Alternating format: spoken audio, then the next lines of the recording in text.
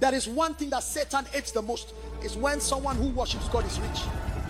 He may let you pray, he may let you cast out demons, he may let you make people fall. But wealth, when you decide to go after it, you become Satan's target. So if you become Satan's target, you also become the focus of God's attention.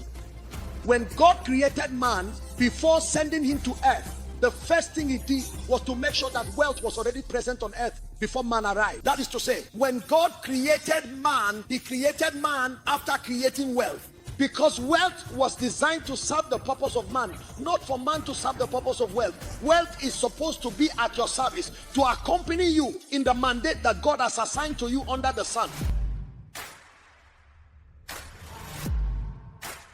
There is a level of wealth that you will never reach unless you have consciously made a pact, either with the devil or with God. Clear in 25 years. I hear religious people getting upset saying, there you go, these are the kind of people who are talking about money.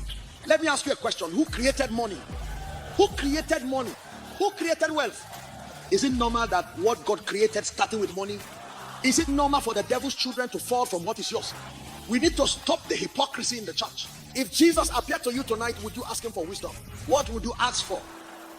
Yes, Solomon didn't ask for money. Solomon's father was already rich. Solomon was the heir of the richest man in the world. At that time, it was David. All the treasures belonged to him. He was the leader. He went to see God. God, tomorrow with what I give you, how could he ask for money? He already had it. Glory to God for Solomon. But here we have someone greater than Solomon. It should bother you to see that we are such a rich continent. We have fish that die of old age in our waters. We have 40%, 60% of the world's arable land still available today. And yet we are labeled as poor countries. This is not normal. And we see black people seeking exile saying the continent is poor. How can a continent that holds between 40 and 50% of the world's wealth be poor? The African continent is not poor, it is very rich. There are things in Africa that cannot be found anywhere else.